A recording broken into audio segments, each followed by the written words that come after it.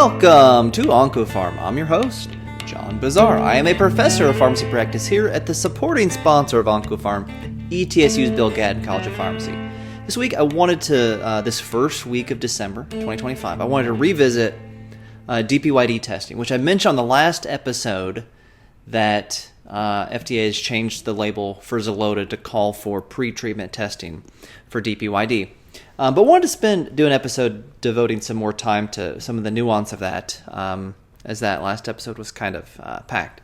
So as a brief background, February of 2024, FDA updated the label for 5FU to say consider DPYD testing, which is, of course, the gene that encodes for the protein DPD, dihydropyridine dehydrogenase, which is the rate-limiting step in the breakdown of 5FU.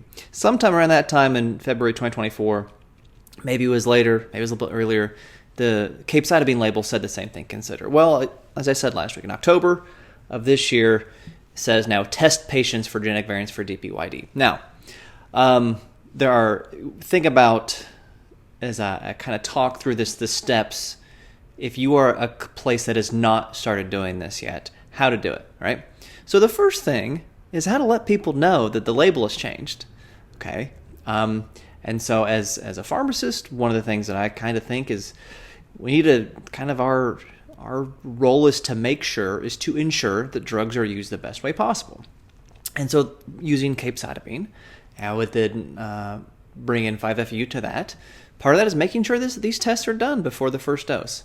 And so are the prescribers aware of this? So what is the best way for your organization to do that? That would be kind of the first thing to consider is awareness of this, okay? I just print out the capecitabine label, the first page, and highlighted the thing that said test for it and left it on everyone's chair and then talk to them. Now, we're a small clinic, so it's easy for me to do. If you have a large practice site, that's obviously going to be harder to do. Then you got to understand a little bit about the testing, okay? Because it is not just like, in my lifetime, there are two ways to test for serum creatinine. There's the old way, where you get like 0.9, 1.1, and then there's the new way, where you get like 1.12, 1.07. And yeah, there's chemistry difference, but that's how I think of it. 1 decimal point, 2 decimal points. But they're done differently. There are a lot of different tests you could do for DPYD. And the point of that is you're trying to find the genotype, okay? Now, that is not as straightforward as it might sound, okay? Because there are more than 80 different polymorphisms and mutations described of DPYD. And each lab test that you send for DPYD may test for maybe 5, maybe 10, maybe 7 of these alleles. And the assumption is if they don't find the bad allele, that you don't have a bad allele. So there is a possibility that when you do the DPYD test, it may come back normal, but there actually still could be a variant allele that has maybe normal DPD activity, maybe reduced DPD activity, maybe no DPD activity, right? So there is still a blind spot in this testing. That's one thing to think about. So the test that we use, kind of our default lab test for 5 variants, and they are the 5 variants that are kind of, like the most common here. And that gets us to another part of testing is that, and this was one of the, I guess maybe the hurdles, one of the reasons for people not to test is that testing or these mutations are pretty rare.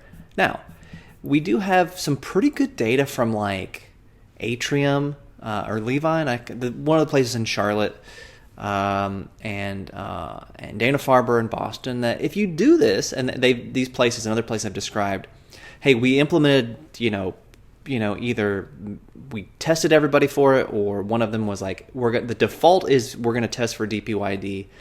Oncologists, you can opt out.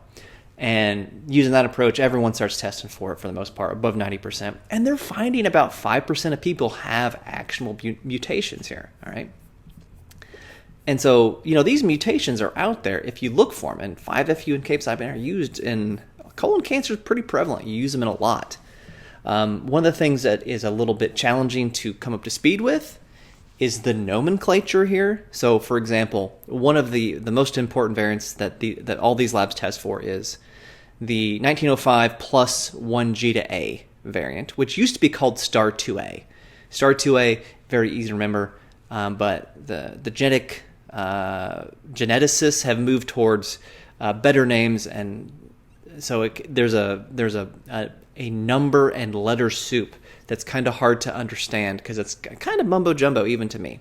But what used to be called STAR2A, this 1905 mutation, has an activity score of 0. Okay, so they have assigned an activity score to each of these variants, either 0, 0.5, or 1. So full activity, half activity, not half activity, reduced activity, and then no activity. Okay, now this 1905 mutation, this is prevalent in about 0.8% of a European ancestry. That's 1 in 230 or 40, okay? There are 4 others that, have varying levels of prevalence, from maybe 2.4%. One of the most prevalent is one that is prevalent in about, maybe 2 to 4% of the European ancestry, and that has that's what used to be called the HAPB3 mutation. Is actually what they used to test for was a variant in an intron. Remember introns and extrons? That's a half decreased function. So most of the time if you find someone that has DPD deficiency, their DPYD genotype is going to have 1 normal allele and 1 reduced functional allele, giving an activity score of 1.5. Okay, so you're doing the test. You wait for the test to come back. That can be a week, 2 weeks. It could be longer depending on what type of test you do. All right. So then the test comes back, and there are basically 2 options there. 1, no variant detected. We think that's great. We've at least eliminated some of the more common ones we know about. Again, there's still a chance there's a reduced function or no functional allele that patient could have that is not tested for, because the testing doesn't test for every possible allele, unless you did some homegrown test that you did like a whole genome sequence or something like that. So that's 1. Everything is wild type, it looks like. And then there's one where some reduced function, and you got to figure out, is this an activity score of 1.5, of 1.5, or 0? If it's 0, we're not giving those folks 5FU or capecitabine. If it's 1.5, the CPIC recommendations are or if it's 1, are to do a 50% dose reduction in your fluoropyrimidine.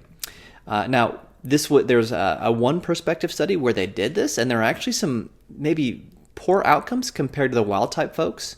And so what the experts tend to say now is, all right, so if you have an activity score of 1.5 or 1, but especially 1.5, you're doing a 50% dose reduction if your activity score is 1.5 or 1.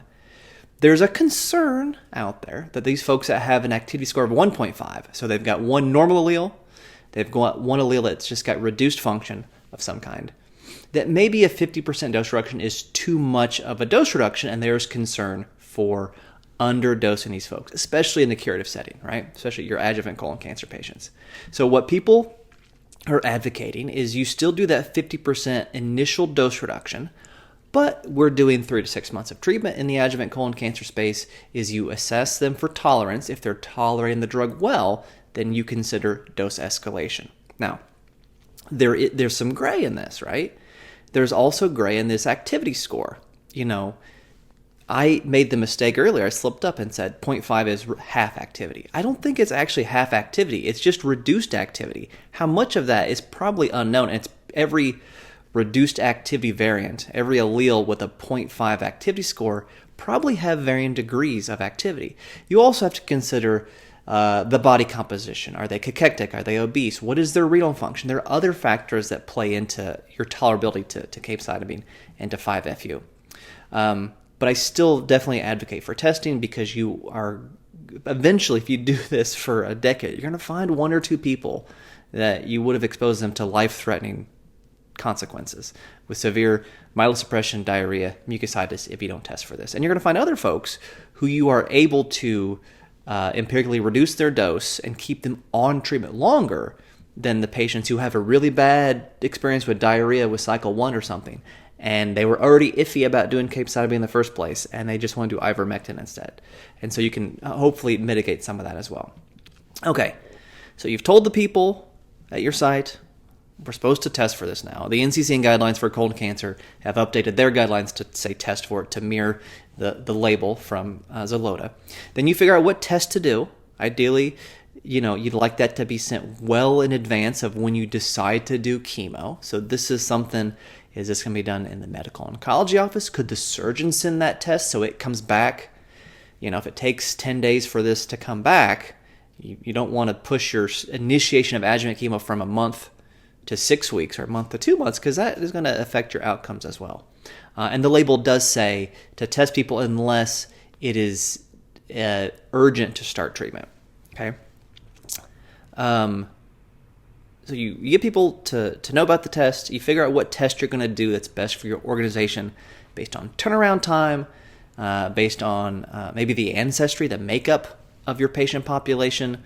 If you have a patient population that's got a lot of Caribbean heritage or a lot of Asian ancestry, you might want to have a more expansive test, because many of these tests are based off of the European patient population, where we have a better idea of the frequency of those alleles.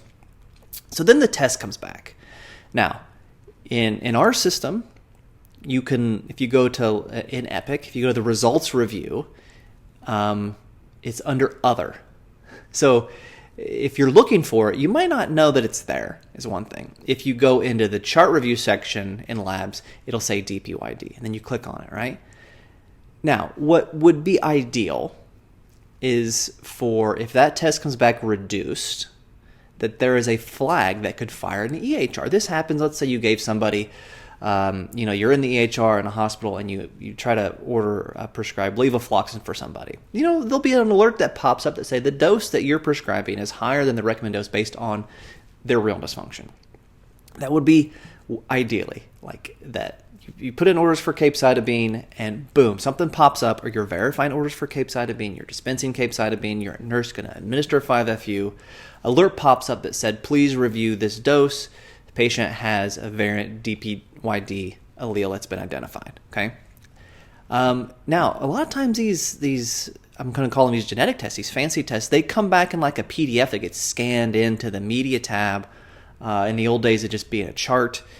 So it can be kind of hard to find these things. So that's the other thing, is who is going to see these lab tests, these DPY tests, when they come back? Who's going to ensure they come back at the right time?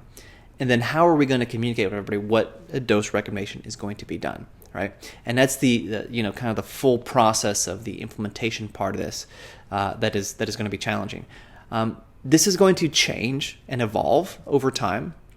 The FDA label says there is not an FDA-approved test for DPYD deficiency.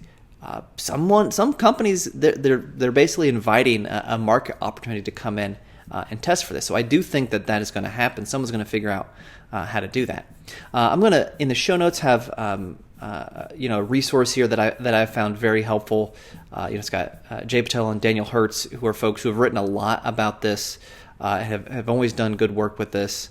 That I would encourage you to read and to start talking to your folks. If you are not already doing this, many folks are already doing this. The writing's kind of been on the wall for a couple of years that we need to be doing this. I'll also add that in Europe and other parts of the world, they actually measure DPD activity, not with a genotypic test, but with actually measuring uracil concentrations. We don't have that ability here in the U.S., but that may change as well. And if that could be scaled up, would be maybe the most accurate approach to doing this. So certainly very exciting that this is happening. Going to be a lot of opportunity for folks in many centers. These are oncology pharmacists who these tests go into their in-basket or to land on their desk to review and recommend dose recommendations. Of course, the Consortium for Pharmacogenomics Implementation, CPIC, their website has guidelines that are fantastic as well. So really just wanted to use this week to talk more about it, just to make sure it gets out there more and everyone's aware of this label change and is more comfortable with what we need to be doing here for our patients to keep them safe. So that is what I have for you all this week. Thank you for listening. You can follow me at OncoFarmPod and FarmDeepNib on social media channels. And until I talk to you again, remember, doses matter, especially if you've got DPYD deficiency.